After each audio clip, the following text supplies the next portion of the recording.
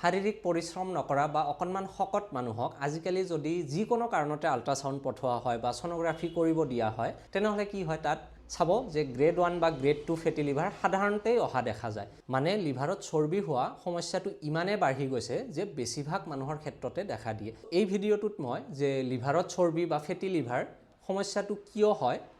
কেনেকৈ হয় ইয়াৰ লক্ষণবোৰ কেনেকুৱা আৰু ইয়াৰ কাৰণে কি কি টেষ্ট কৰিব লাগে আৰু হোমিওপ্যাথিৰে এই সমস্যাটো কেনেকৈ দূৰ কৰিব পাৰি হোমিওপ্যাথিক ট্ৰিটমেণ্ট ফেটি লিভাৰৰ ক্ষেত্ৰত বহুত বেছি এফেক্টিভ আৰু ইয়াৰ কাৰণে স্পেচিফিক 2-3টা মেডিচিন আছে অকল সেইকেইটা মেডিচিন দিলে কি হয় ফেটি লিভাৰৰ সমস্যাটো নাইকিয়া হৈ যায় ফেটি লিভাৰ বা লিভাৰত চৰ্বি জমা হোৱা এই সমস্যাটোক মেডিকেলি কোৱা হয় হেপাটিক ষ্টিয়াট'চিছ সাধাৰণতে কি হয় প্ৰত্যেকজন মানুহৰ লিভাৰতে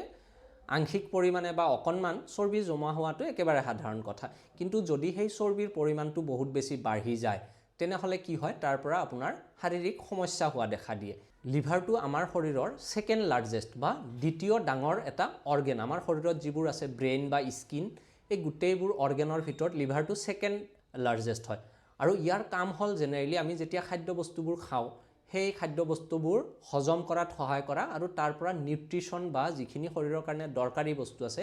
সেইখিনি শৰীৰত এবজৰ্ব কৰাত সহায় কৰা আৰু দ্বিতীয়তে হ'ল যে শৰীৰত যিবোৰ অলাগতিয়াল বা টক্সিক যিবোৰ সাবষ্টেন্স আছে বা পদাৰ্থ আছে সেইবোৰক শৰীৰৰ পৰা উলাই দিয়া সো এই দুটা হ'ল আপোনাৰ কি হয় লিভাৰৰ কাম বা ব্লাডটো আমাৰ পিউৰিফাই কৰি ৰখা ব্লাডৰ পৰা যিবোৰ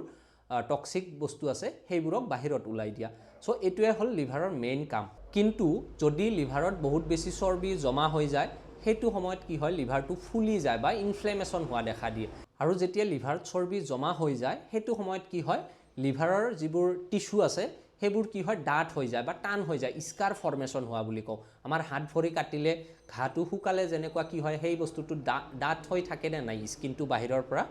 ঠিক তেনেকুৱা সৰু সৰু স্কাৰ ফৰ্মেশ্যন হয় লিভাৰত আৰু তেতিয়া লিভাৰে নিজৰ কামটো ভালকে কৰিব নোৱাৰে আৰু লিভাৰে ভালকে কাম কৰিব নোৱাৰাৰ ফলত কি হয় শৰীৰত কিছুমান লক্ষণ দেখা দিয়ে আৰু সেই লক্ষণবোৰৰ ওপৰত ভিত্তি কৰি আমি অনুমান এটা ল'ব পাৰো যে কি জানি মোৰ লিভাৰত চৰ্বি জমা হৈছে বা মোৰ ফেটি লিভাৰ হৈছে তাৰে মাজত কিছুমান লক্ষণ হ'ল যেনেকুৱা আপোনাৰ পেটৰ বিষ হোৱা বা পেটটো কেতিয়াবা ফুলি থকা অনুভৱ হোৱা তাৰ পিছত আপোনাৰ খাবলৈ মন নোযোৱা ভাগৰ লগা বমিৰ ভাৱ হোৱা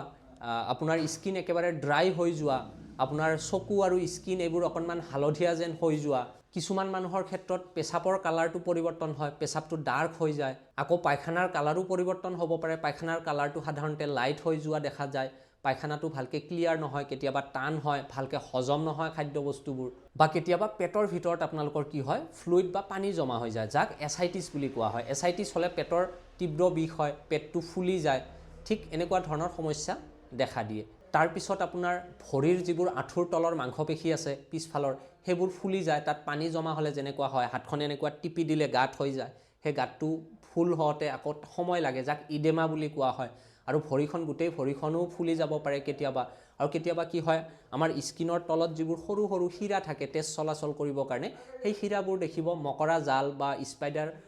ৱেবৰ নিচিনা কি হয় একেবাৰে প্ৰমিনেন্ট হৈ যায় বা হেতু ভিজিবল হয় আমি চকুৰে এনেকে স্কিনত চালে তলত সেই শিৰাবোৰ ক্লিয়াৰলি দেখি পাওঁ তাৰ পিছত মানসিকভাৱে মানুহৰ মনত কেতিয়াবা কনফিউজন জাগিব পাৰে আৰু বিশেষকৈ লৰাৰ ক্ষেত্ৰত কেতিয়াবা ব্ৰেষ্টটো ডাঙৰ হোৱা দেখা যায় বা এনলাৰ্জমেন্ট হোৱা দেখা যায় সো এইকেইটা আছিল লক্ষণ এনেকুৱা ধৰণৰ লক্ষণ যদি আপোনালোকে অবজাৰ্ভ কৰে বা আপোনাৰ শৰীৰত থাকে তেনেহলে আপোনালোকে এটা অনুমান ল'ব পাৰে যে হয়তো আপোনাৰ লিভাৰত চৰ্বি জমা হ'ব পাৰে কিন্তু কিছুমান টেষ্ট কৰিহে ইয়াৰ কাৰণে কি কৰিব পাৰে কনফাৰ্মেশনটো কৰিব পাৰে তাৰ মাজত এটা ব্লাড টেষ্ট কৰিব পাৰে বা এখন সোনোগ্ৰাফিও আপোনালোকে কৰি চাব পাৰে ব্লাড টেষ্ট কৰিলে তাত লিভাৰৰ এনজাইম যিবোৰ আছে তাৰ লেভেলটো চাব লাগে যে এনজাইমৰ লেভেলটো বাঢ়ি গৈছে নেকি বা এখন সোনোগ্ৰাফি হোল এবডমেন আপোনালোকে কৰিব পাৰে এই ফেটি লিভাৰ সমস্যাটোক আমি দুটা ভাগত ভগাব পাৰো এটা হল এলকহলিক ফেটি লিভাৰ ডিজিজ আৰু এটা হল নন এলকহলিক ফেটি লিভাৰ ডিজিজ এলকহলিক ফেটি লিভাৰ ডিজিজ যিবোৰ মানুহে লং টাইমৰ পৰা বা দীৰ্ঘদিনৰ পৰা ড্ৰিংক কৰি থাকে বা বহুত পৰিমাণে যদি ড্ৰিংক কৰে সেইবোৰ মানুহৰ ক্ষেত্ৰত ফেটি লিভাৰ হোৱাটো একেবাৰে সাধাৰণ কথা আৰু ড্ৰিংক নকৰা মানুহৰ ক্ষেত্ৰতো হ'ব পাৰে যদি শাৰীৰিক পৰিশ্ৰম নকৰে বা বহুত চৰ্বি জাতীয় যদি খাদ্য বস্তু তেওঁলোকে খায়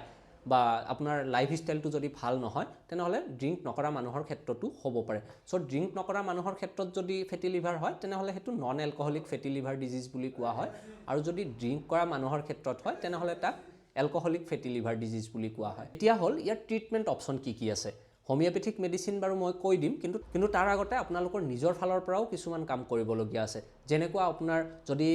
ড্ৰিংক কৰে তেনেহ'লে এলকহল খোৱাটো বাদ দিব লাগে। যদি চৰ্বিজাতীয় খাদ্য বহুত খায় আপোনালোকে, ফেটৰ কণ্টেণ্টটো আপোনালোকৰ খাদ্যত একেবাৰে কমাব লাগে। আপোনালোকে চৰ্বি খাবই নালাগে। বেছি তেল হওক, বাটাৰ হওক বা ঘি হওক,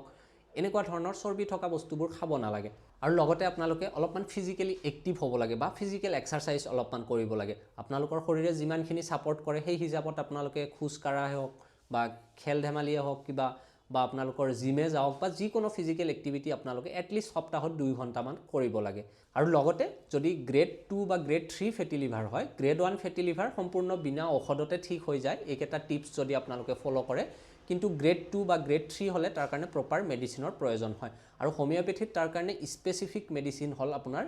চেলিডোনিয়াম কিউ আৰু কাৰ্ডুৱাছ কিউ। এই দুটা মেডিচিন, কিউ মানে হ'ল মাদাৰ টিংচাৰ, এই দুটা মেডিচিন আপোনালোকে পেচেণ্টক দিব পাৰে। আৰু এই দুটা মেডিচিন জাষ্ট আপোনালোকে 20 টোপালকৈ দিনত 3 বাৰ আধা কাপ পানীৰ লগত মিক্স কৰি খাব দিব। চাব এসপ্তাহৰ ভিতৰতে পেচেণ্টে ৰিলিফ ফিল কৰিছে, পায়খানাৰ সমস্যাও নাইকিয়া হৈ গৈছে, যদি গেছৰ সমস্যা আছিলে সেইটোও নাইকিয়া হৈছে, ভাগৰ লগাটো কমি যাব, বা পেটটো যদি ফুল হৈ থকা বা পেটৰ যদি বিষ অনুভৱ কৰিছিলে, এই গোটেইখিনি সমস্যা আপোনাৰ জাষ্ট কাৰ্ডুৱাছ কিউ আৰু আপোনাৰ চেলিডোনিয়াম কিউ, এই দুটা মেডিচিনে সম্পূৰ্ণৰূপে ঠিক কৰি দিব। ইম্প্ৰুভমেণ্ট হোৱা আৰম্ভ হ'লে তাৰ পিছতো মেডিচিনটো আপোনালোকে এটলিষ্ট 2-3 মাহমান কণ্টিনিউ কৰিব লাগে। আৰু লগতে এলকহল খোৱা মানুহবোৰ সদায় এলকহল খোৱাটো কমাই আনিব লাগে বা পাৰিলে বাদ দিব লাগে। ময়ো ফেটি লিভাৰৰ কাৰণে চিকিৎসা কৰোঁ, বেছিভাগ ৰোগীয়ে ঠিক হৈ যায়। মোৰ চেম্বাৰত যদি আপোনালোকে আহিব বিচাৰে তেনেহ'লে স্ক্ৰীনত দিয়া নম্বৰটোত কল কৰি আপোনালোকে আহিব পাৰে। কল কৰোঁতে সদায় আপোনালোকে ৰাতিপুৱা 10টাৰ পৰা গধূলি 6টাৰ ভিতৰতে কৰিব। আৰু দ্বিতীয়তে মই মাহত 25 দিন চেম্বাৰত বহোঁ। মোৰ চেম্বাৰৰ ঠিকনাও দিয়া আছে তলত চাওক স্ক্ৰীনত, ব্লু কালাৰ তাতে লিখা আছে। মই প্ৰত্যেক মাহৰ 1 তাৰিখৰ পৰা 25 তাৰিখলৈকে বহোঁ। বাকী 5 দিন মই চেম্বাৰ বন্ধ ৰাখোঁ। চ' আপোনালোকে অহাৰ আগত মোক সদায় এটা ফোন কৰি আহিব। আপোনালোকৰ যদি কিবা কনফিউজন আছে বা প্ৰশ্ন আছে আপোনালোকে কমেণ্টত লিখিব পাৰে, মই তাৰ উত্তৰ দিম। যদি ভিডিঅ'টো ভাল লাগিছে তেনেহ'লে ভিডিঅ'টো লাইক আৰু শ্বেয়াৰ কৰিব। মোৰ পেজটো বা চেনেলটোলৈ যদি প্ৰথমবাৰৰ বাবে আহিছে তেনেহ'লে এইটো লাইক আৰু ছাবস্ক্ৰাইব কৰি থৈ দিব।